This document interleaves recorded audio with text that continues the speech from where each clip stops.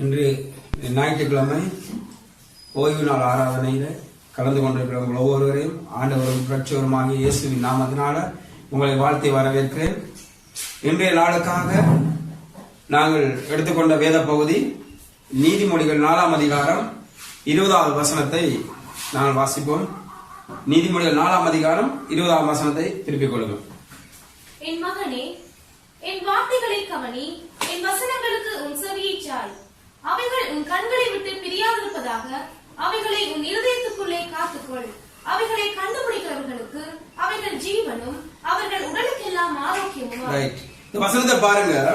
என் மகனே, என் வார்த்தைகளை கவனி, உன் செவியை சாய். அவைகள் உன் கண்களை விட்டு பிரியாதிருப்பதாக அவைகள் உன் இருதயத்திற்குள்ளே காத்துக்கொள். அவைகளை கண்டுபிடிக்கிறவர்களுக்கு அவைகள் ஜீவனும் அவர்கள் உடலுக்கெல்லாம் அது ஆரோக்கியமாய் இருக்கிறது என்று வேதம் சொல்லுகிறது. இந்த வசனம் சொல்லுகிறது தேவனுடைய வார்த்தை உடலுக்கு ஆரோக்கியமாய் இருக்கிறது. தேவனுடைய வார்த்தை உடலுக்கு ஜீவனாயிருக்கிறது, ஆரோக்கியமாயிருக்கிறது. வசனம் சொல்லுகிறது அவர்களை கண்டுபிடிக்கிறவர்களுக்கு அவைகள் ஜீவனும் அவர் உடலுக்கெல்லாம் ஆரோக்கியமாயிருக்கிறது. இந்த தேவனுடைய வார்த்தை உங்கள் சரீரங்களுக்கு, உங்கள் ஆத்மாவுக்கு மாத்திரமல்ல, உங்கள் சரீரத்துக்கும் அது ஆரோக்கியமாயிருக்கிறது. இந்த உலகம் எல்லாம் வியப்பிலும் பயத்திலும் அச்சுறுத்தி கொண்டிருக்கிற கொரோனா வைரஸ் என்று உலகத்தில் இருக்கிற பலதரப்பட்ட மக்களையும் தாக்கிக் கொண்டிருக்கிறது. அந்த தாக்கிக் கொண்டிருக்கிற வைரஸுக்கு இதுவரைக்கும் எந்த மருந்துகளும் கண்டுபிடிக்கப்படவில்லை. ஆனால் கண்டுபிடிக்கிற மருந்து என்னன்னு சொன்னால் அவருக்கு உடல்களுக்கு ஒரு ஆரோக்கியத்தை ஏற்படுத்தி ஒரு நோய் எதிர்ப்பு சக்தியை அவர்களுக்கு ஏற்படுத்தி அந்த நோய் எதிர்ப்பு சக்தியை ஊக்கப்படுத்துவதன் மூலம் அந்த கொரோனா வைரஸ் போன்ற கிருமிகளை எதிர்த்து நிற்கக்கூடிய ஒரு பலனை இந்த உடலுக்கு கொடுக்கிறது. ஆனால் தேவனுடைய வசனம் சொல்லுகிறது, பிரியமானவனே, என் மகனே, இந்த வார்த்தையை கவனி, இந்த வார்த்தை உன் உடலுக்கு ஆரோக்கியம் என்று வேதம் சொல்லுகிறது. தேவனுடைய வார்த்தை உங்கள் உடலுக்கு, ஆத்மாவுக்கு மாத்திரமல்ல, உங்கள் உடலுக்கும் ஆரோக்கியம் என்று வேதம் சொல்லுகிறது. இந்த வியாதிகளுக்கான தடுப்பூசிகளை நீங்கள் ஏற்றிக் கொள்ளலாம். நீங்கள் தடுப்பூசி மருந்தினால நாங்கள் உருவாக்கப்பட்டவர்கள் அல்ல, நாங்கள் தேவனுடைய வார்த்தை நிமித்தம் உருவாக்கப்பட்டவர்கள். தேவனுடைய வார்த்தை நிமித்தம் நாங்கள் உருவாக்கப்பட்டு தேசத்தில் தேவனங்களை வைத்திருக்கிறார். நாங்கள் வார்த்தை மனுஷங்களாக இருக்கிறோம். வேதம் சொல்லுகிறது, இந்த வார்த்தை சொல்லுகிறது, இந்த வார்த்தையை நீ கவனித்தால் இந்த வார்த்தை உன் உடலுக்கு ஆரோக்கியம் என்று வேதம் சொல்லுகிறது. நீங்க உங்கள் உடலுக்கு ஒரு எனர்ஜி ஏற்படுத்த வேண்டுமா, உங்கள் உடலை பாதுகாத்துக் கொள்ள வேண்டுமா, உங்கள் உடலுக்கு ஒரு ஆரோக்கியத்தை ஏற்படுத்திக் கொள்ள வேண்டுமா என்றால் வேதம் சொல்லுகிறது, கவனித்து இந்த வார்த்தையை கேளுங்கள். இந்த கவனித்து கேட்கப்படுகிற இந்த வார்த்தை உடலுக்கு ஆரோக்கியமாக இருக்கிறது. இந்த பலதரப்பட்ட சபைகளிலே, பலதரப்பட்ட இடங்களிலே பேசப்படுகிற வார்த்தை உங்கள் உடலை அல்ல, உங்கள் ஆவிக்குரிய ஜீவியத்தையும் அழித்து போடத்தக்கதான ஒரு வார்த்தையாக பேசப்படுகிறது. அந்த வார்த்தையை கேட்கிறவர்கள் பரலோகத்துக்கு போகிறார்களோ நரகத்துக்கு போகிறார்களோ வேதனை அடைகிறார்களோ, உலகத்திலே நரகத்தை அனுபவிக்கிறார்கள். அவ்வளவு கொடுமையான வார்த்தையாக வேத வசனத்தை போதிக்கப்படுகிறது. ஆனால் தேவனுடைய வசனம் சொல்லுகிறது, இந்த வார்த்தை உங்கள் உடலுக்கெல்லாம் ஆரோக்கியமாயிருக்கிறது. இந்த வார்த்தை உங்கள் இருதயங்களிலே எழுதப்பட்ட வார்த்தை. நாங்கள் வாசிப்போம். 2 கொரிந்தியர் புத்தகம் 3ஆம் அதிகாரம், 2 கொரிந்தியர் 3ஆம் அதிகாரம் 2வது வசனம். நான் உங்களை துக்கப்படுத்தினால் என்னாலே துக்கமடைந்தவனே அல்லாமல் எவன் என்னை சந்தோஷப்படுத்துவான். 2 கொரிந்தியர் 3ஆம் அதிகாரம் 2ஆம் வசனம். 2 கொரிந்தியர் 3ஆம் அதிகாரம் 2ஆம் வசனம். எங்கள் இருதயங்களில் எழுதப்பட்டும் சகல மனுஷராலும் அறிந்து வாசிக்கப்பட்டும் இருக்கிற எங்கள் நிரூபம் நீங்கள் தானே. ஏனெனில் நீங்கள் எங்கள் ஊழியத்தினாலே உண்டாகிய கிறிஸ்துவின் நிரூபமாய் இருக்கிறீர்கள் என்று வெளியரங்கமாய் இருக்கிறது. அது மையினால் அல்ல, ஜீவனுள்ள தேவனுடைய ஆவியினாலும் கற்பனைகளில் அல்ல, இருதயங்களாகிய சதையான கலைகளையும் எழுதப்பட்டிருக்கிறது. இந்த வசனத்தை பாருங்க. இந்த நீதிமொழிகள் சொல்லுகிறது, என் மகனே, இந்த வார்த்தையை நீ கவனி, இந்த வார்த்தை இந்த உடலுக்கு ஆரோக்கியமாயிருக்கிறது சொல்லுகிறது. இந்த வார்த்தை உங்கள் உடலுக்கு மட்டுமல்ல, உங்கள் சரீரத்துக்கு மட்டுமல்ல, உங்கள் ஆவிக்குரிய ஜீவியத்துக்கு சகலவற்றுக்கும் இது ஒரு மருந்தாக, ஒரு ஆரோக்கியமாக இருக்கிறது. 2 கொரிந்தியர் 3ஆம் அதிகாரம் 2ஆம் வசனம் சொல்கிறது, எங்கள் இருதயங்களில் எழுதப்பட்டும் சகல மனுஷராலும் அறிந்தும் வாசிக்கப்பட்டும் இருக்கிற எங்கள் நிறுவங்கள் நீங்கள் தானே. வேதம் சொல்லுகிறது, இந்த சுவிசேஷங்களுக்கு பின்பு எழுதப்பட்ட நிருபங்கள் நீங்கள் என்று வேதம் சொல்கிறது. இந்த சுவிசேஷங்களுக்கும் நிருபங்களுக்கும் உள்ள வித்தியாசம் என்னன்னு சொன்னால், சுவிசேஷங்கள் இயேசு கிறிஸ்துவை சரீர பிரகாரமாக இந்த உலகத்தில் திரியும் பொழுது இயேசு கிறிஸ்துவை பற்றி சொல்லப்பட்ட காரியங்கள், அவர் நிகழ்த்த இருந்த காரியங்களை சொன்ன ஒரு நற்செய்தியாய் சொன்னது. வியாதிகளிலும் துக்கங்களிலும் வேதனைகளிலும் இருந்தவர்களுக்கு ஒரு இளைப்பாறுதல் தர ஒரு தேவன் பிறப்பார் என்ற வார்த்தையை பிறந்திருக்கிறார் என்று சொல்கிற ஒரு சுவிசேஷமாக இருந்தது, ஒரு நற்செய்தியாக இருந்தது. ஆனால் நிருபங்கள் அப்படி அல்ல. அந்த இயேசு கிறிஸ்துவினால் நீ என்னத்தை பெற்றுக் கொண்டாய் என்றுதான் இந்த நிருபங்கள் சொல்லுகிறது.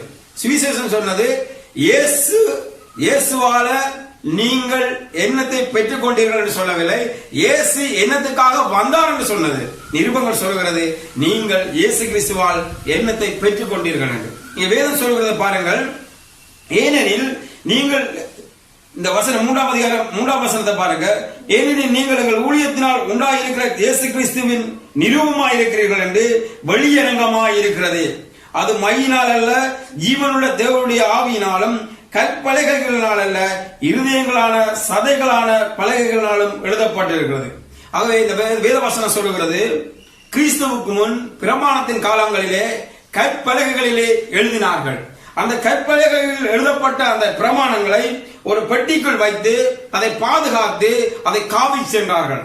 அந்த பிரமாணங்களை ஆராதித்தார்கள். அந்த பிரமாணத்தில் என்ன எழுதியிருந்தது என்றால், நீங்கள் என்னவற்றையெல்லாம் செய்ய வேண்டும் என்று அந்த பிரமாணங்கள் எழுதியிருந்தது.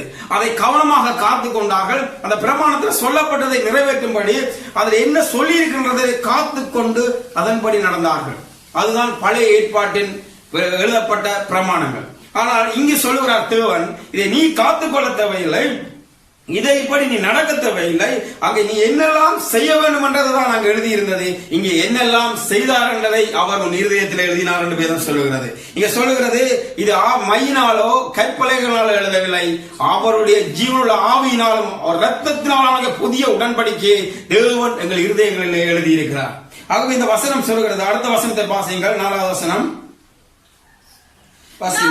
நாங்கள் தேவனுக்கு முன்பாக கிறிஸ்துவின் மூலமாய் இப்படிப்பட்ட நம்பிக்கையை கொண்டிருக்கிறோம். எங்களால் ஏதாகிலும் ஆகும் என்பது போல ஒன்றை யோசிக்கிறதற்கு நாங்கள் எங்களாலே தகுதியானவர்கள் அல்ல, எங்களுடைய தகுதி தேவனால் உண்டாயிருக்கிறது. புது உடன்படிக்கையின் ஊழியக்காரராய் இருக்கும்படி அவரே எங்களை தகுதியுள்ளவராக்கி. வடுவா தேவன் சொல்கிறார் பாருங்கள், புது உடன்படிக்கையில் ஊழியக்காரராய் இருக்கும்படி அவரே எங்களை தகுதிப்படுத்தினார். நாங்கள் ஒரு காரியத்தை செய்ததனால நாங்கள் தகுதிப்படவில்லை, பிரமாணங்கள்ல சொல்லப்பட்ட பெட்டியை பாதுகாத்து அதன்படி நாங்கள் வாழ்ந்ததனால நாங்கள் தகுதியாக்கப்படவில்லை, அவரே எங்களை தகுதியாக்கினார். வசனம் வாசியுங்கள். புது உடன்படிக்கையின் ஊழியக்காரராய் இருக்கும்படி அவரே எங்களை தகுதியுள்ளவராக்கினார். அந்த உடன்படிக்கை எழுத்துக்குரியதாய் இராமல் ஆவிக்குரியதாய் இருக்கிறது. எழுத்து கொள்ளுகிறது, ஆவியோ உயிர்ப்பிக்கிறது. இங்க வசனம், வேத வசனம் வடிவாக சொல்கிறது, அந்த உடன்படிக்கை எழுத்துக்கு உரியதாயிராமல் அது ஆவிக்குரியதாய் இருக்கிறது. தேவன் இந்த உடன்படிக்கையை என்ன செய்திருக்கிறார்? எங்கள் இருதயங்களிலே எழுதியிருக்கிறார். மோசேயின் அவர் காலத்தில் பிரமாணங்கள் கொடுக்கப்பட்டது. அந்த பிரமாணம் வேதம் சொல்லுகிறது, என்னவற்றை நீங்கள் செய்ய வேண்டும் என்று மோசேக்கு அந்த பிரமாணத்தை கொடுத்தார்களோ அந்த பிரமாணம் நிறைவுள்ளதாக இருக்கவில்லை, அந்த பிரமாணம் குறைவுள்ளதாக இருந்தது. தேவன் அந்த பிரமாணங்களை, குறைவுள்ள பிரமாணங்களை எங்களுக்கு கொடுக்காமல் தேவன் நிறைவான மகிமையான பிரமாணங்களை தேவன் எங்களுக்கு கொடுத்தார். அந்த பிரமாணம் ஒரு அழிவுள்ள பிரமாணம் இல்ல, நித்தியமான ஒரு பிரமாணமாக இருந்தது. இங்க பாருங்க, இந்த பிரமாணத்தின்படி தேவன் சொல்லுகிறது, வேத வார்த்தை சொல்லுகிறது, இந்த வார்த்தை ஒழுங்கின்படி நாங்கள் சொல்லுவோனால் 8வது வசனம் சொல்லுகிறது பாருங்கள். ஒளிந்து போகிற, வாசிங்க, ஒளிந்து போகிற மகிமையுடைய அந்த ஊழியம் அப்படிப்பட்ட மகிமை உள்ளதா இருந்தால் ஆவிக்குரிய ஊழியம் எவ்வளவு அதிக மகிமை உள்ளதா இருக்கும். இங்க தேவன் சொல்லுகிறார், மோசேயோட அந்த பிரமாணம் அழிவுள்ள பிரமாணம், அந்த அழிவுள்ள பிரமாணமே அவ்வளவு மகிமை உள்ளதாக இருந்தால் இந்த அழிவில்லாத இந்த பிரமாணம், அதாவது தேவனுடைய கற்பனைகளாலோ மையினாலோ எழுதப்பட்ட பிரமாணமே அவ்வளவு உயர்ந்ததாக இருந்தால், தேவன் சொந்த ரத்தத்தை கொடுத்து சொந்த கிரயத்தை கொடுத்து எழுதின அந்த பிரமாணம் எவ்வளவு மேன்மை உள்ளதாக இருக்கும். வாசிச்சு பாருங்கள். 7வது வசனத்தை வாசிச்சு பாருங்கள். எழுத்துக்களினால் எழுதப்பட்டு கற்களில் பதிந்திருந்த மரணத்துக்கு ஏதுவான ஊழியத்தை செய்த மோசேயினுடைய முகத்திலே, மோசேயோட ஊழியம் மரணத்துக்கு ஏதுவான ஊழியம் என்று வேதம் சொல்லுகிறது. என்ன மரணத்துக்கு ஏதுவான ஊழியம் என்றால், நீ இதை செய்வாயானால் உனக்கு இன்ன தண்டனை கிடைக்கும், நீ இதை செய்வாயானால் உனக்கு இது கிடைக்கும், நீ இதை மீறினானால் உனக்கு இது கிடைக்கும். ஒருவன் கையுமையுமாக ஒரு விபச்சாரத்தில் பிடிபட்டால் மோசே பிரமாணம் சொல்லுகிறது அவனை கல்லால் எறிந்து கொல்ல வேண்டும் என்று வேதம் சொல்லுகிறது. அங்கே ஒரு பிரமாணம் கொடுக்கப்பட்டது, அது ஆக்கினை தீர்ப்பு கொடுக்கும்படி பிரமாணம், அழிவு கொடுக்கப்படும்படி பிரமாணம். அந்த பிரமாணமே மேன்மை உள்ளதாக இருந்தால் வாசிச்சு பாருங்க. எழுத்துக்களினால் எழுதப்பட்டு கற்களில் பதிந்திருந்த மரணத்துக்கு ஏதுவான ஊழியத்தை செய்த மோசேயினுடைய முகத்திலே மகிமை பிரகாசம் உண்டானபடியால் ஆமென். இஸ்ரவேல் புத்திரர் அவன் முகத்தை நோக்கி பார்க்க கூடாதிருந்தார்களே. ஒளிந்து போகிற மகிமையுடைய அந்த ஊழியம் அப்படிப்பட்ட மகிமை உள்ளதா இருந்தால் ஆவிக்குரிய ஊழியம் எவ்வளவு அதிக மகிமை உள்ளதா. ஆமென் ஆமென். வேதம் சொல்றது பாருங்க, மோசே பிரமாணங்களை கொண்டு இறங்கி வரும்பொழுது அவனை பார்க்க முடியாமல் ஜனங்கள் என்ன செய்வார்கள், முகம் கீழே விழுந்து முகத்தை மறைத்துக் கொண்டார்களாம். ஏனென்றால் அந்த பிரமாணம் தேவனோடு அவன் பேசிக் கொண்டிருந்து வரும்பொழுது அவனுடைய முகத்திலே அந்த பிரகாசம் இருந்தது. ஆனால் வேதம் சொல்லுகிறது, அழிந்து போகிற அந்த மரணத்துக்கு ஏதுவான ஊழியத்தை செய்த மோசேயோட முகம் அப்படி பிரகாசிக்குமா இருந்தால், தேவனோடு முகமுகமாய் பேசிட்டு வந்த மோசேயோட முகம் அவ்வளவு பிரகாசமாய் இருந்தால், தேவனோடு வெளியே நின்று தேவனும் அவனும் வெளியே நின்று பேசுகிற அவனுடைய முகமே பிரகாசமாய் இருந்தால், தேவனுடைய சரீரங்களை தரித்தவர்களாக இருக்கிற நீங்கள், தேவனுடைய ரத்தத்தினாலும் ஆவினாலும் உயிர்ப்பிக்கப்பட்டவர்களாகிய நீங்கள் எப்படிப்பட்டவர்கள்? நீ வேதம் சொல்லுகிறது, எங்கள் சரீரங்கள் கிறிஸ்துவின் அபயங்கள் என்று அறியீர்களா? அறிய மாட்டீங்களா? தெரிந்து கொள்ள மாட்டீங்களா என்று தேவன் கேட்கிறார். வசனம் சொல்லுகிறது, உங்கள் சரீரங்கள் கிறிஸ்துவின் சரீரங்கள். உங்கள் சரீரங்கள் கிறிஸ்துவின் சரீரமாக இருந்தால் உங்கள் ரத்தம் கிறிஸ்துவோட ரத்தமாக இருக்கிறது. பேதுரு சொல்கிறார், வாழ்கிறது நான் அல்ல, என்னில் கிறிஸ்து வாழ்கிறார். யோசிச்சு பாருங்க, மோசே தேவனோடு பேசிட்டு வந்த முகம், அதாவது குற்றங்களையும் பாவங்களையும் தீர்ப்புகளையும் எழுதி கொடுத்த அந்த உடன்படிக்கையே, அழிவுள்ள அந்த உடன்படிக்கையே மகிமை உள்ளதாக இருந்தால் இது அதிக கன மகிமை உள்ள ஊழியம் என்று வேதம் சொல்கிறார். ஏனென்றால் மோசே வழியே இருந்து பேசினான், தேவனும் வழியே இருந்து பேசினார். தேவன் சொன்னார், நீ நிற்கிற இடம் பரிசுத்த பூமி, உன் பாதரட்சியை கழட்டி விடுங்க என்று சொன்னார். அவனுடைய பிரச்சனைகளை விட்டு வெளியே வான்னு சொன்னார். நீ நிற்கிற இடம் சரியில்லை என்று சொன்னார். உனக்கு எனக்கு இடையில பிளவு இருக்கு என்று சொன்னார். இங்க தேவன் சொன்னார், உனக்கு எனக்கும் பிளவில்லை, வாழ்கிறது நான் அல்ல, நான் கிறிஸ்துவே என்னில் வாழ்கிறார். நாங்கள் இருவர் அல்ல, இருவரும் ஒருவராயிருக்கிறோம் என்று வேதம் சொல்லுகிறார். பாருங்க, இப்ப பழைய உடன்படிக்கையில நாங்க பார்ப்போம்னு சொன்ன வாசிச்சு பாருங்க. எபிரேயர் 10ஆம் அதிகாரம் 16வது வசனத்தை வாசிங்க. 10:16. அந்த நாட்களுக்கு பின்பு நான் அவர்களுடைய பண்ணும் உடன்படிக்கையாவது, நான் என்னுடைய பிரமாணங்களை அவர்களுடைய இருதயங்களில் வைத்து அவைகளை அவர்களுடைய மனதில் எழுதுவேன். மோசேக்கு ஒரு பிரமாணம் கொடுத்தார், அது தன்னுடைய கற்பலகைகள் எழுதி கொடுத்தார் என்று வேதம் சொல்லுகிறது. அந்த பிரமாணம் என்ன, கொண்டே மாட்டி விட்டுட்டு அதை கொண்டே வச்சு போட்டு ஒரு நாளும் நீ அதுக்கு முன்னுக்கு போய் நின்று கண்ணாடியில உள்ள முகத்தை பார்க்கறது போல 10 கற்பனைகளை நீ பார்த்து நீ அதன்படி நடக்கின்றாயா, அதன்படி செய்கிறாயா என்று உன்னை சரி செய்து கொள்வதற்காக கொடுக்கப்பட்ட பிரமாணம். இந்தியாவிலே எல்லாம் ஒரு போலீஸ் ஸ்டேஷன்களுக்கு நீங்கள் போவீர்களா இருந்தால், இலங்கையில் அப்படி நான் பார்க்கவில்லை, இந்தியாவில எல்லாம் போலீஸ் ஸ்டேஷன்களுக்கு நீங்க போவீங்களா இருந்தா, அந்த போலீஸ் ஸ்டேஷன் வாசல் அப்படி போகிற வாசல்லையே பெரிய ஒரு நில கண்ணாடி இருக்கும். சலூன்ல இருக்கிற மாதிரி பெரிய ஒரு நில கண்ணாடி இருக்கும். அந்த நில கண்ணாடியில மேல எழுதியிருப்பாங்க, மிடுக்காய் நெல் என்ற தமிழ் வார்த்தை எழுதியிருக்கும். மிடுக்காய் நெல் என்ற வார்த்தை எழுதியிருக்கும். எனக்கு இது ஏன் என்று விளங்கவில்லை. அப்ப நான் ஒரு பதிவை பெற்றுக் கொள்வதற்காக அந்த போலீஸ் ஸ்டேஷன்ல போய் நிறைய நேரம் இருக்க வேண்டியிருந்தது. ஆகவே அதெல்லாம் பார்த்து போட்டு ஒரு ஏட்டையாட்ட கேட்டு, சார் ஏன் இப்படி இந்த கண்ணாடியை நீங்கள் இப்படி மாட்டி கண்ணாடி எழுதி வார என்ட்ரன்ஸ்லயே வச்சிருக்கீங்க இந்த கண்ணாடின்னு சொல்ல அவர் சொன்னார். கூப்பிட்டு சொன்னார்டா, இங்க இருக்கிறவர்கள் தகப்பனா இருப்பார்கள், தாயா இருப்பார்கள், சகோதரனா இருப்பார்கள், ஒரு வேலை டென்ஷன்ல இருப்பார்கள், வீட்டுல இருந்து வரும்பொழுது பல யோசனைகள்ல வருவார்கள். அப்படி வரும்பொழுது தொப்பியையும் போட்டு இதையும் போட்டு ஆபீஸ்ல விழுந்தடிச்சு உள்ள வரணும்னு சொல்லி வருவார்கள். அவன் தான் போலீஸ்காரன் என்றதை மறந்த நிலைமையில உள்ள வருவான். ஆனா இங்க அந்த நிலைமையில வந்தா தன்னுடைய கடமையை செய்ய முடியாது. அவன் வந்து உள்ள வரும் பொழுது கண்ணாடியில தன்னை பார்க்கும் பொழுது, தான் அணிந்திருக்கிற யூனிஃபத்தை பார்க்கும் பொழுது, தன்னுடைய சாயலை பார்க்கும் பொழுது அவன் ஒரு போலீஸ்காரன் என்பதை அவன் அறிந்து கொள்ள வேண்டும். ஆகவே நீ மிடுக்காயில் நீ உசாரா இரு என்று சொல்லி அவனுக்கு அதை காட்டி கொடுப்பதற்காகத்தான், அவனுக்கு அதை தன்னைத்தானே அதை வலியுறுத்துவதற்காகத்தான் நாங்கள் அந்த கண்ணாடி அங்க வச்சிருக்கிறோம் என்று சொன்னார். இங்க வேதம் சொல்லுகிறது, தேவனுடைய வார்த்தை ஒரு கண்ணாடி. இங்க மோசேக்கு ஒரு கற்பலகையை கொடுத்தார். அந்த கற்பலகைகளை பார்க்கும் பொழுது மோசே தன்னிடத்தில் இருந்த குற்றங்களை பார்த்தான். கற்பலகைகளை பார்க்கும் பொழுது அதில் இருந்த கற்பனைகளின் படி நீ கொலை செய்யாதிருப்பாயாக, நீ இன்னும் பாவம் செய்யாதிருப்பாயன்னு சொல்லி, இந்த பாவம் எல்லாம் நான் செய்கிறேன் சொல்லி அந்த பாவத்தில் இருக்கிற சுபாவங்களை அப்படியே தனக்குள்ளே பார்க்கிறான்.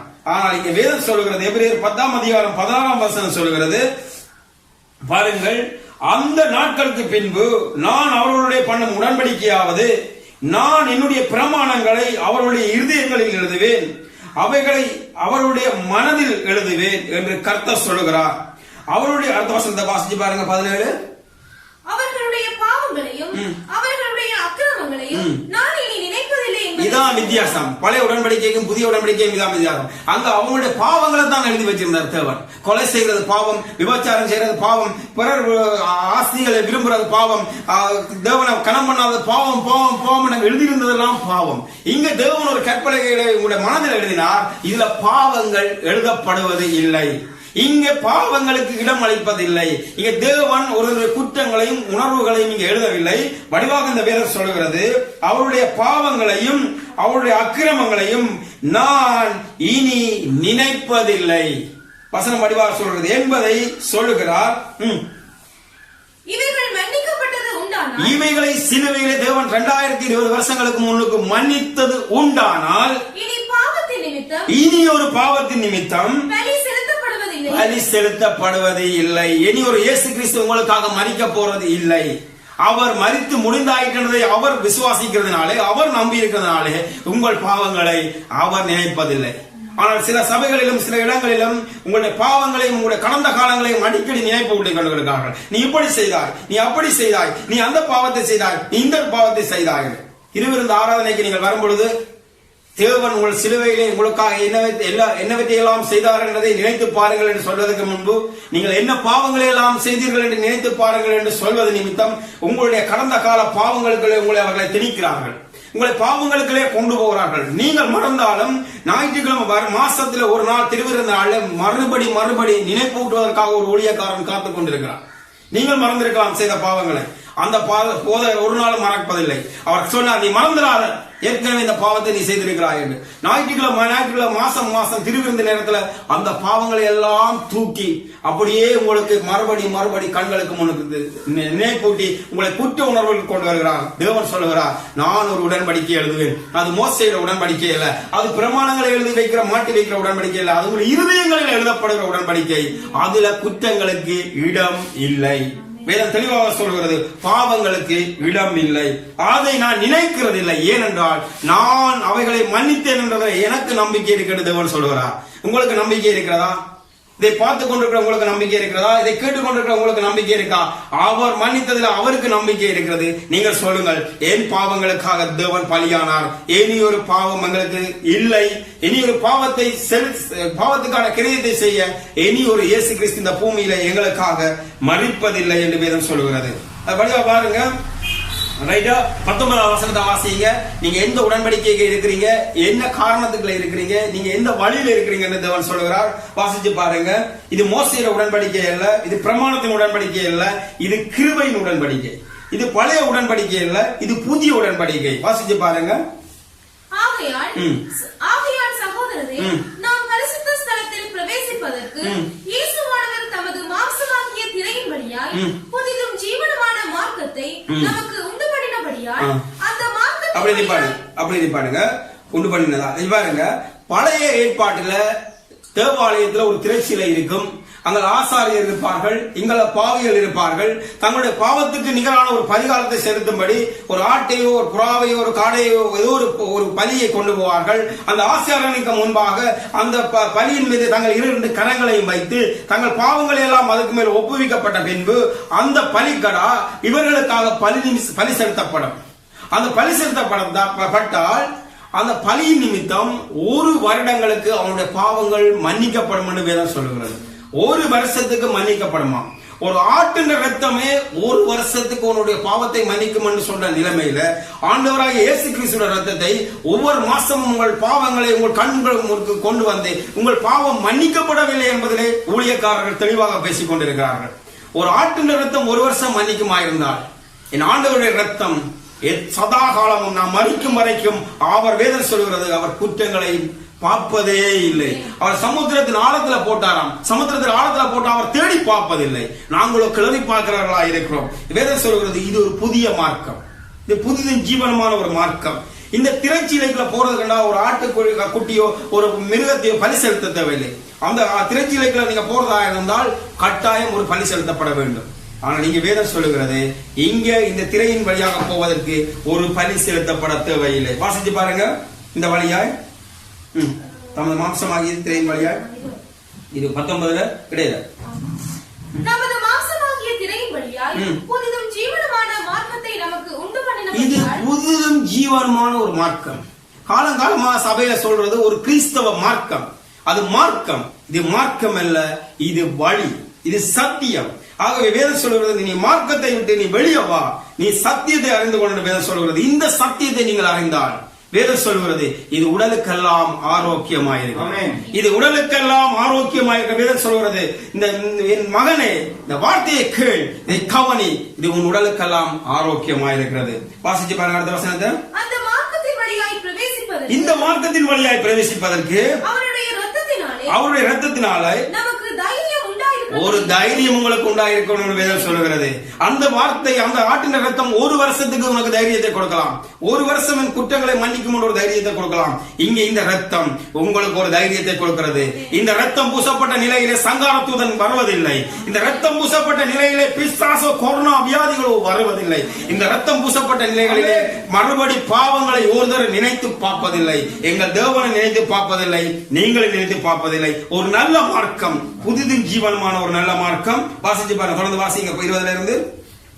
அந்த மார்க்கத்தின் வழியாய் பிரவேசிப்பதற்கு அவருடைய இரத்தத்தினாலே நமக்கு தைரியம் உண்டாயிருக்கிறபடினாலும் தேவனுடைய வீட்டின் மேல் அதிகாரியான மகா ஆசாரியர் நமக்கு ஒருவர் இருக்கிறபடினாலும். வழியா பாருங்க, இந்த வசனத்தை வழியா பாருங்க. 21வது வசனம். துர்மனசாட்சி நீங்கள் ஏற்கனவே இருந்த பாவ உணர்வும் குற்ற உணர்வும் இருந்த துர்மனச்சாட்சி நீங்க தெளிக்கப்பட்ட இருதயமுள்ளவர்களாயும் சுத்த ஜலத்தால் கழுவப்பட்ட சரீரம் உள்ளவர்களாயும் உண்மையுள்ள இதயத்தோடும் விசுவாசத்தின் பூர்ண நிச்சயத்தோடும் சேரக்கடவும். அல்லாமலும் விதான் வாசனம். அல்லாமலும் நம்முடைய நம்பிக்கையை அறிக்கையிடுவதில் அசைவில்லாமல் உறுதியாயிருக்க கடவோம்.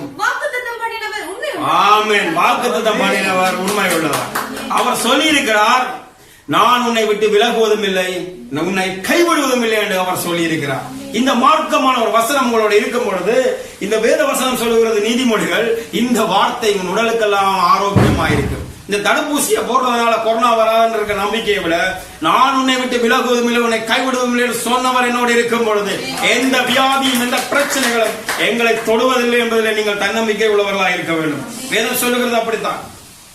பழைய உடன்படிக்கை எப்படி இருக்குன்னு சொன்னா உங்களுக்கு ஒரு எக்ஸாம்பிள் சொல்றேன் பாருங்க. நீங்க பார்க்கலாம், உபாகமம் 28ஆம் அதிகாரத்துல இருக்குது. எப்படி இருக்குன்னு சொன்னா, இந்த மகனே இந்த கட்டளைகளை கவனி, முன்னுக்கு மாட்டி இருக்குது, கொலைசியா இருப்பா, பேச்சாரம் செய்யப்பா, களவுசியா இருப்பா, இப்படி எல்லாம் எழுதி கொடுத்த கட்டளைகளை வடிவா கவனி. இந்த வார்த்தையிலே நீ புவைக்கா நடந்தா சரியா இருந்தியண்டா, அங்க உண்ட கூட்டினா நான் இங்க உண்ட கூட்டுவேன். எப்படி நீ இந்த வார்த்தைகளின்படி நடந்தா நீ போகிலும் ஆசீர்வதிக்கப்பட்டிருப்பாய், வரக்கிலும் ஆசீர்வதிக்கப்பட்டிருப்பாய், நீ மாப்பி செய்கிற தொட்டியும் ஆசீர்வதிக்கப்பட்டிருக்கும். வாசிச்சு பாருங்க 28 2ஆம் வசனத்துல வாசிச்சு பாருங்க. 1 வாசிங்க. வழியா பாருங்க, இங்கேயே ரூல்ஸ் வந்துட்டு, இன்று நான் உனக்கு விதிக்கிறேன். இந்த கட்டளையை நீ கவனிப்பாயானால் கடைபிடிப்பாயானால் மாத்திரம்தான்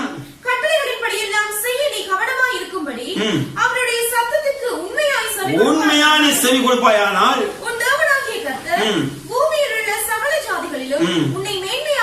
இதை செய்தா நான் இதை செய்வேன் என்ற கடவுள்.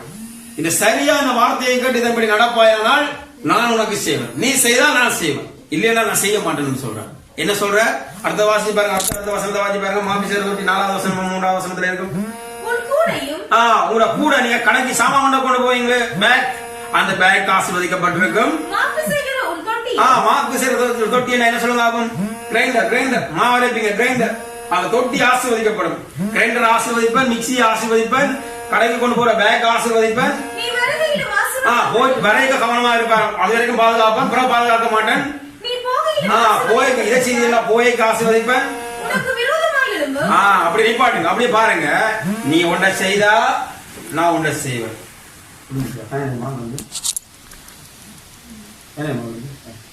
நீ ஒன்றை செய்வியண்டா நான் ஒன்றை செய்வேன். நீ இதை செய்தியண்டா போய்க்கு ஆசீர்வதிக்கப்படுவேன். நீ இதை செய்தியண்டா வரைக்கு ஆசீர்வதிப்பேன். நீ இதை செய்தியண்டா நான் இதை ஆசீர்வதிப்பேன். அப்படி நீ இதை செய்தியண்டா மாப்பி செய்யற கிரைண்டர் ஆசீர்வதிப்பேன். இதை செய்தியண்டா நான் அம்மியை ஆசீர்வதிப்பேன். இதை செய்தியண்டா ஆட்டுக்கள் ஆசீர்வதிப்பேன். இதை செய்தியண்டா ஆசீர்வதிப்பேன். இதுதான் பிரமாணம். இந்த வார்த்தையின்படி கவனமா கேட்டு இந்த வார்த்தையின்படி சரியா நடந்தியண்டா செய்வேன். இதுல ஒன்றை பிசையினாலும் உனக்கு ஒன்றுமே செய்ய மாட்டேன் என்றுதான் பிரமாணம். இதைத்தான் மோசே கருதி கொடுத்தார். இதை சொல்ற அழிவுள்ள மகிமை உள்ள இந்த கட்டளைகளே மகிமை உள்ளதா இருந்தால் உங்கள் இருதயங்களில் என்று எழுதிய அழியாததுமான அந்த வார்த்தைகள் எவ்வளவு ஆசீர்வாதமாக இருக்கும். நீங்கள் இந்த போக்கிலும் மரத்திலும் ஆசீர்வதிக்க அழைக்கப்படவில்லை. மிக்சியும் கிரைண்டரையும் நீங்கள் ஆசீர்வதிப்பதற்காக அழைக்கப்படவில்லை. நீங்கள் அழைக்கப்பட்டவர்கள் எதற்காக என்று சொன்னால் எபேசியர் 1:3 திருப்பி கொள்ளுங்க. இதுக்காக தான் நீங்கள் ஆசீர்வதிக்கப்பட்டீங்க. எபேசியர் 1:3 வாசிச்சு பாருங்க. நம்முடைய கர்த்தராகிய இயேசு கிறிஸ்துவின் பிதாவாகிய தேவனுக்கு ஸ்தோத்திரம். அவர் கிறிஸ்துவுக்குள் உன்னதங்களிலே ஆவிக்குரிய சகல ஆசீர்வாதத்தினாலும் நம்மை ஆசீர்வதித்திருக்கிறார். என்னத்துல ஆசீர்வதிக்கிறார்? சகல ஆசீர்வாதம். மிக்சி, கிரைண்டர், கேஸ் சிலிண்டர், போறது வாரது இருக்கிறது, போனுக்கு ரீலோட், இந்த ஆசீர்வாதம் இல்ல. இது அன்லிமிட்டெட் பேக்கேஜ். இது லிமிட்டெட் இல்ல. இலங்கையில என்ன இருக்கு அப்படின்னு சொன்னா வாட்ஸ்அப்புக்கு 107 ரூபாய் போட்டா வாட்ஸ்அப் மட்டும் பார்க்கலாம், பேஸ்புக் பார்க்கலாம். அதுக்கு மேல போட்டா யூடியூபுக்கு 249 ரூபாய் போட்டா யூடியூப் பார்க்கலாம். அதுக்கு மேல வேற ஒன்றும் தர மாட்டான். வைபருக்கு நீங்க ப்ரைவேட் டேட்டா போடணும். இது எப்படின்னு சொன்னா அன்லிமிட்டட் பேக்கேஜ். நீங்க ஏதோ வேணாலும் பாவிக்கலாம்ன்றதுதான் இது. நீங்க பிரமாணத்துக்கு அழைக்கப்படவில்லை.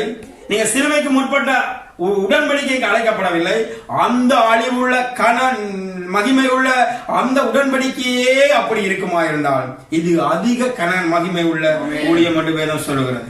ஆகவே நீங்கள் சகல ஆசீர்வாதத்திலும் நீங்கள் ஆசீர்வதிக்கப்பட்டவர்கள். நீங்கள் போக்கிலும் வரத்திலும் ஆசீர்வதிக்கப்பட்டவர்கள் என்பதை மறந்துடாதீர்கள். நீங்கள் அதுக்காக ஒவ்வொரு நாளும் போய் ஆண்டவரே போக்கிலும் வரத்திலும் நான் வரைக்குல மோட்டர் சைக்கிள் லேசா கட்டுப்பட்டுட்டேன்டா நான் போய் ஜெபிச்சுட்டு போயிலேன்னு சொல்லாதீங்க. இல்ல, நீங்க சொல்லுங்க. தாவீது சொன்னான். தாவீதை போல ஒரு பாவம் பட்ட மனுஷன் உலகத்துல இல்ல. அவன் தன்னுடைய உடன் ஊழியர் வேலைக்காரனையே படத்தளபதிக்கு முன்னுக்கு அனுப்பி போட்டு அவனுடைய மனைவியை விபச்சாரம் பண்ணின ஒரு பாவி, அவனை கொண்டு கொலை செய்த பாவி. ஆனால் அவன் சொன்னான், ஒரு வார்த்தை சொன்னான், நான் தவறுதலாக நரகத்துக்கு போக வேண்டிய நிலைமை இருந்தாலும் அங்கேயும் நீர் எனக்காக காத்திருப்பீர் என்று சொன்னான். அவன் அந்த உடன்படிக்கையில வாழ இல்ல, அந்த மகிமையை பற்றி அறிய இல்ல. ஆனால் அந்த மகிமை அழிவுள்ள மகிமையை அறிந்து கொண்ட அவர்களே அப்படி இருப்பார். வேதவசனம் சொல்லுகிறது. இது இந்த கன மகிமை. இந்த பாருங்க, ஏற்கனவே நீங்க என்ன செய்யணும்ன்றது எங்க எழுதின கடவுள் உங்களுக்கு வெளியில பிரமாணத்தை எங்க எழுதின, உனக்கு கண் பார்க்கிற இடத்துல ஞாபக குறியா வச்சுக்கோள், புகையும் வரையும் பார்த்துக்கோள், புகையும் வரையும் சொல்லிக்கோள், அப்பதான் இது வேலை செய்யணும்னு சொன்னார். ஏன்? நீங்க செய்ய வேண்டியதை வெளியில வச்சா தான் நீங்க அதை பார்க்கலாம். செய்ய வேண்டியதை வெளியில வச்சா நீங்க பார்த்து செய்யும்படி. ஆனால் அவர் செய்ததை உங்களுக்கு உள்ள வச்சார். அதை அங்க அவர் மையினாலும் கல்லினாலும் எழுதினார். இங்க சொந்த ரத்தத்தினாலும் அவர் ஆவினாலும் உங்களுக்கு எழுதி வச்சிருக்கிறார். அவர் என்ன செய்தார் என்பது உங்களுக்கு விளங்கப்படுத்தும்படி தேவன் கற்பலகைகள் எழுதவில்லை, உங்கள் இருதயங்கள் எழுதினார். ஆகவே வேதம் சொல்லுகிறது, நீங்கள் சிந்தனைகளை கவனமாக பாதுகாத்துக் கொள்ளுங்க. ஏனென்றால் சிந்தனைகளால்தான் பிசாசு கிரியை செய்கிறான். எப்படி சொன்னால் இன்றைக்கு வரைக்கும் சொல்லுகிறான், உன்னுடைய வாழ்க்கையில நீ இன்னும் தேவனிட்ட கிட்ட போகணும். நீங்க இன்னைக்கு ஒரு ஊழியக்காரன்ட்டே ஒரு மனுஷன்ட்ட நீங்க போய் கேட்டீங்கன்னா, என் வாழ்க்கையில இப்படி பிரச்சனை வருது, இதுக்கு நான் என்ன செய்யலாம் நீங்க கேட்டீங்கன்னா அவங்க உங்களுக்கு வசனம் சொல்லுவாங்க. எப்படின்னா, நீங்க ஜெபிச்சீங்களா, தசமம் கொடுத்தீங்களா, காணிக்க கொடுத்தீங்களா, எல்லாம் செய்தீங்களா? அப்ப கடவுள்கிட்ட வந்து ஒருத்தன் கேட்டான், ஆண்டவரே நான் தசமம் கணக்கா கொடுக்குறேன், நான் எல்லாருக்கும் பெர்ஃபெக்டா இருக்கிறேன் ஆண்டவரே. கடவுள் சொன்னார், ஆகிலும் முன்னிட்ட ஒரு குறை உண்டு, நீ உன்னோட உள்ளதெல்லாம் வித்து வேலையை கூட. அவன் போயிட்டான். ஏன்னா அவன் அதை செய்ய முடியாது. பிரமாணங்களை ஒரு தரம் செய்ய முடியாது. ஆனால் தேவன் சொன்னார், ஒரு தரம் செய்ய முடியாதை தானே செய்து முடிக்கும்படி சிலுவையில நியாய பிரமாணத்தின் முடிவாய் இருக்கிறார்.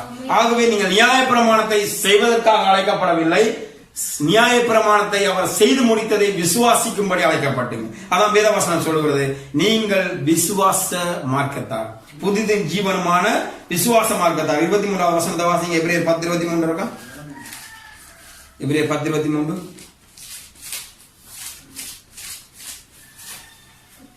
10:23 வாசிங்க. அல்லாமலும் நம்முடைய நம்பிக்கையை அறிக்கையிடுவதில் அசைவில்லாமல் உறுதியாய் இருக்க கடவோம். வாக்குத்தத்தம் பண்ணினவர் உண்மையுள்ளவராய் இருக்கிறாரே. ஆமென். வாக்குத்தத்தம் பண்ணினவர் உண்மை உள்ளவராய் இருக்கிறார். அவர் உங்களை விட்டு விலகுவதும் இல்லை, உங்களை கைவிடுவதும் இல்லை என்று அவர் சொல்லி இருக்கிறார். போக்கில் ஆசீர்வதிப்பேன், வரத்தில் மட்டும்தான் ஆசீர்வதிப்பேன் என்று சொன்னவர் அல்ல. உங்களை எந்த நேரம் 24 மணித்தியாலம் நீங்கள் முடிவு பரியந்தம் தேவன் உங்களை நடத்தும்படி உங்களை தெரிந்து கொண்டிருக்கிறார். ஆகவே நீங்கள் சொல்ல வேண்டியது, உங்கள் பிரச்சனைகளை பார்த்து சொல்லுங்கள், உன் பிரச்சனையை பார்க்கலும் என் தேவன் பெரியவர். பிரச்சனைகளை பார்க்கலும் என் தேவன் பெரியவர். வைத்தியர்களுக்கு தெரியும் பிரச்சனைகள் எவ்வளவு பெருசு, வியாதி எவ்வளவு பெருசு என்று வைத்தியர்கள் படித்திருக்கிறார்கள். நான் வைத்தியருக்கு படிக்கவில்லை, அவர்கள் வியாதியை பற்றி அறிந்திருக்கிறார்கள். நான் தேவனை பற்றி அறிந்திருக்கிறேன். வியாதி எவ்வளவு பெரியது, அதன் விளைவு என்ன என்று வைத்தியர் சொல்லுவார், நான் சொல்லுவேன் அதை பார்க்கலும் தேவன் எவ்வளவு பெரியவர் என்று. வேதம் சொல்கிறது, அவருடைய புத்தகத்தில் எழுதப்பட்ட வார்த்தை அவர் இருதயங்கள் எழுதினாராம். இதன்படி உனக்கெல்லாம் செய்திருக்கிறேன் எழுதினாராம். ஆனால் நீங்கள் ஒரு வைத்தியர்கிட்ட போனா அவர் முதலாவது என்ன செய்வார் சொன்னா, உங்களுக்கு என்ன வருத்தம் கேட்க முதல் கொப்பி போட்டுடுவார். கொப்பி போட்டுட்டு அங்க கிளினிக்ல நிக்கிறவர் வந்து கொப்பி போட்டுவாங்க. என்ன செய்வாருன்னு சொன்னா, உங்களோட வியாதி எல்லாத்தையும் அதுல எழுதுவேன். உங்களுக்கு என்ன வியாதி இருக்குது, என்ன வருத்தம் இருக்குது, என்ன வருத்தம் வந்தா என்ன வருத்தம் திருப்பி வரும், என்ன வருத்தம் வந்தா என்ன வருத்தம் அதுக்கு பிறகு வரும், அப்படி எல்லாம் வரும் உங்களோட வியாதிகளை எல்லாம் அவர் எழுதி கொண்டு போவார். ஆனால் தேவன் உங்களுக்காக ஒன்று எழுதி இருக்கிறார். உங்கள் இருதயத்துல உங்கள் சகல வியாதிகளுக்கும், சகல சாபங்களுக்கும், சகல பாவங்களுக்காகவும் அவர் பலியானது நிமித்தம், உங்கள் அக்கிரமத்தின் நிமித்தம், உங்கள் எல்லாவற்றிலும் அவர் மீது சுமந்து கொண்டு அவருடைய நீதியை அவர் உங்கள் மீது பெருக பண்ணியிருக்கிறார். ஆகவே நீங்கள் புதிதும் ஜீவமான மார்க்கத்துக்கு அழைக்கப்பட்டிருக்கிறீர்கள். அல்லாமலும் சகோதரரே, நாம் பரிசுத்த ஸ்தலத்திலே பிரவேசிப்பதற்கு இயேசுவானவர் தமது மாமிசமாகிய திரையின் வழியாக புதிதும் ஜீவனமான ஒரு மார்க்கத்தை உண்டு பண்ணியிருக்கிறார். நீங்கள் திரைக்காக போக அழைக்கப்படவில்லை, நீங்கள் இயேசு கிறிஸ்துவுக்காக பிரவேசிக்கும்படி அழைக்கப்பட்டவர்கள். வேதம் சொல்கிறது, அவரே வழியும் அவரே சத்தியமும் அவரே ஜீவனுமாயிருக்கிறார். உங்கள் வழி, உங்கள் சத்தியம், உங்கள் ஜீவன், அதாவது உங்கள் பலன் எல்லாமே ஆண்டவராகிய இயேசு கிறிஸ்து. ஆகவேதான் நீதிமொழிகள் 4:20 சொல்லுகிறது. இந்த வார்த்தை திருப்பி இருக்க அந்த வசனத்தை வாசிச்சு நாங்க முடிப்போம். பாருங்க, 4:20-21 வாசிங்க. 21 வாசிங்க. அவைகள் உன் கண்களை விட்டு பிரியாதிருப்பதாக அவைகளை உன் இருதயத்துக்குள்ளே காத்துக்கொள். அவைகளை கண்டுபிடிக்கிறவர்களுக்கு அவைகள் ஜீவனும் அவர்கள் உடலுக்கெல்லாம் ஆரோக்கியமுமா. எல்லா காவலோடும் உன் இருதயத்தை காத்துக்கொள், அதனிடத்திலிருந்து ஜீவ ஊற்றுக்கள் புறப்படும். ஆமென். இந்த இருதயத்தில் இருக்கிற இந்த வார்த்தையின் ஊடாக புறப்பட வேண்டியது ஜீவ ஊற்றா இருக்கக்கூடிய மரண ஊற்றா இருக்கக்கூடாது, பிரச்சனையா இருக்கக்கூடாது, பதிலா இருக்கணும். உங்களை சந்திக்கிறவர்கள் வியாதியை பற்றி சொன்னால் அதுக்கான மருந்தான தேவனுடைய வார்த்தையை பற்றி நீங்கள் அவர்களுக்கு சொல்லுங்கள். வியாதி மேற்கொள்ள ஒரு நாளும் அனுமதிக்காதீர்கள், பிரச்சனைகள் மேற்கொள்ள அதிகரிக்காதீர்கள். அவர்கள்ட்ட நீங்க சந்திப்பீர்களா, பிரச்சனையை கொண்டு வந்து அப்படியே டிப்பர்ல கொட்ட மாதிரி உங்களுக்கு கொட்டிடுவாங்க. நீங்கள் பிரச்சனைகளை சுமப்பதற்காக அழைக்கப்படவில்லை, தேவனுடைய வார்த்தையை சுமப்பதற்காக அழைக்கப்பட்டவர்கள். இந்த தேவனுடைய வார்த்தை உங்களுக்கு மருந்தாயும் ஜீவனாயும் உடலுக்கெல்லாம் ஆரோக்கியமாயிருக்கிறது. ஆகவே இந்த வார்த்தையை உங்கள் இருதயத்துல காத்துக் கொள்ளும்படி தேவன் சொல்லுகிறார். இதை தேவன் உங்கள் இருதயத்தில் எழுதி வைத்திருக்கிறார். இதை காத்துக் கொள்ளுங்கள். இதை பிசாசானவன் வந்து திருடி விடுவான் அப்படின்னு சொன்னால் நீ இதை சொல்றது சரி, ஆனா வியாதி பரவி கொண்டு வருது. இந்த வியாதி காத்துல பரவிடுமா, இந்த வியாதி நீ வெளியில போகாட்டிக்கும் அது காத்துல பரவிடுமான்னு சொல்ற. நீங்க சொல்லுங்க, எந்த வழியில வந்தாலும், வலது பக்கத்தில் 1000 பேரும் இடத்துல 14000 இருந்தாலும் தீங்கினை அழுகாதன்னு சொன்னவர் என்னோடு இருக்கிறார் என்று சொல்லுங்கள். இந்த வார்த்தை இது ஆரோக்கியமான வார்த்தை. இது உடலுக்கு அல்ல, கேட்கிறவர்களுக்கும் பார்க்கிறவர்களுக்கும் பக்கத்தில் இருக்கிறவர்களுக்கும் இது ஆரோக்கியமா இருக்கட்டும். ஆகவே இந்த வார்த்தைக்காக ஒரு விஷயம் கண்களை மூடித்து அவனுக்கு நன்றி சொல்லுவோம். நன்றி சுவாமி, நன்றி தகப்பனே. ஆமென். ஆவியானவரே நன்றி, நன்றி நன்றி சொல்லுவோம். ஆமென். ஹalleluya, praise the Lord. Thank you. நன்றி தகப்பனே, நன்றி சொல்லுவோம், நன்றி சொல்லுவோம், நன்றி சொல்லுவோம். ஆமென்.